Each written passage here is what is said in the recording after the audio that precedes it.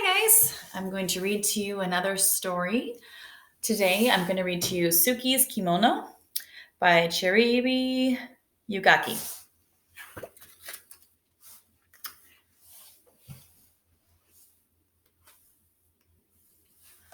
On the first day of school, Suki wanted to wear her kimono. Her sisters did not approve. You can't wear that, said Mari. People will think you're weird. You can't wear that, said Yumi. Everyone will laugh and no one will play with you. You need something new, Suki. You need something cool. But Suki shook her head. She didn't care for new. She didn't care for cool. She wanted to wear her favorite thing, and her favorite thing was her kimono. Suki's obi-chan had given her the kimono. The first time Suki wore it, her obi-chan took her to a street festival where they slurped bowls of slippery cold salmon noodles and shared a cone of crunchy shaved ice topped with a sweet red bean sauce.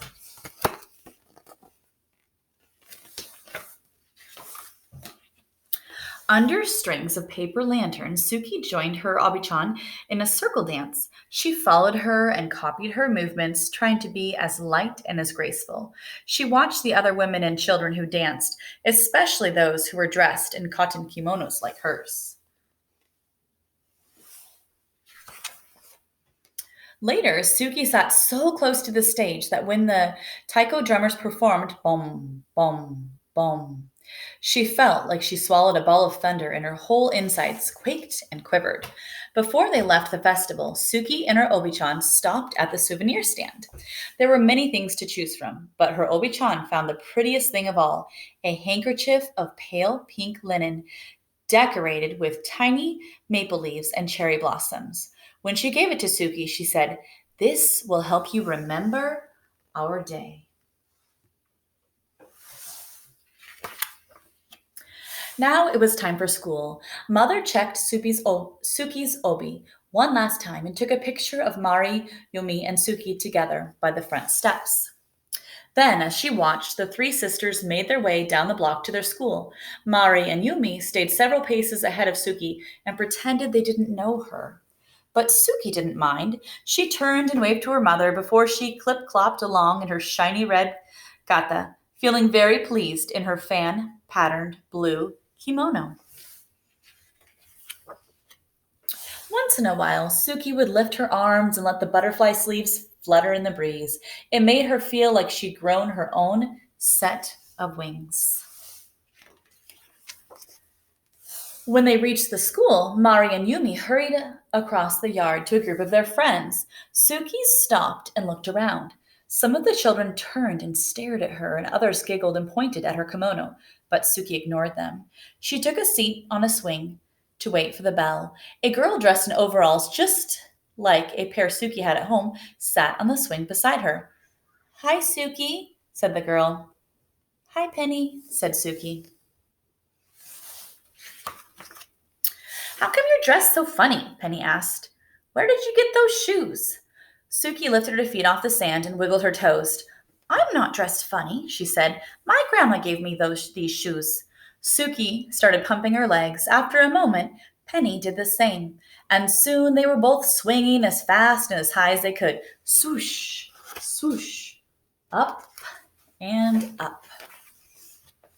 When the bell rang, Suki and Penny jumped off their swings and ran to the gym for the first day assembly.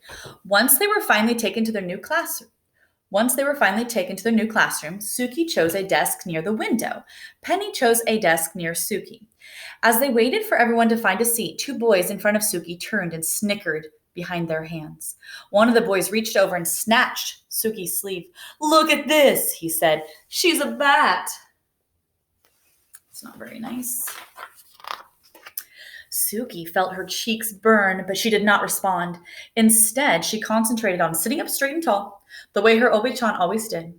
It was easy to do, with an obi wrapped snug around her middle. Her obi was golden yellow, and in its fold, Suki had tucked away her pale pink handkerchief.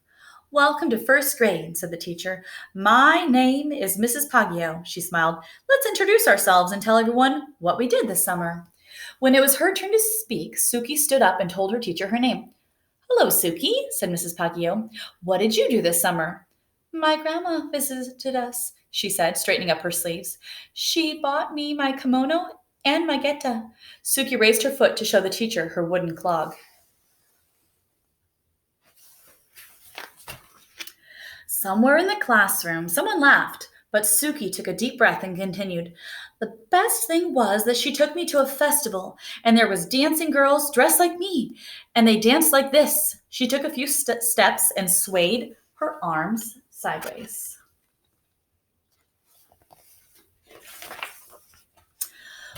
Look, now she's dancing, someone said, but Suki didn't hear. She hummed the music she remembered hearing from the festival.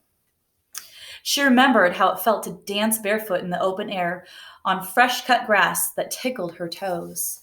She tried to picture other dancers, how they moved forward in the circle with the rhythm of the music, how they stamped their feet first right, then left, swung their arms first up, then down, how they stepped back and back and back and then clapped. When Suki couldn't remember the next step, she just made it up, just to keep dancing. 1, 2, 1, 2, 1, 2, stop. When she finished, the room seemed very quiet. Everyone was watching her. Suki sat down, wondering if she was in trouble. But Mrs. Baggio said, "That was wonderful, Suki," and she started to clap. Then, so did Penny. And after a moment, so did the entire class. After school, as the three sisters walked home together, Mari and Yumi grumbled about their first day. "No one even noticed my new sweater," said Mari. "No one even noticed my cool shoes," said Yumi. But Suki just smiled. As she clip-clopped along behind them, Suki pulled out the pale pink handkerchief from her obi and held it up over her head to catch the wind. And in her blue cotton kimono and in her shiny red geta, Suki danced all the way home. I hope you guys enjoyed Suki's kimono. I've got a fun activity for you guys to do here on Seesaw, and then I'd like for you to spend 20 minutes or more doing some read to self, getting better at your reading. I miss you guys. Have an awesome rest of your day. Bye.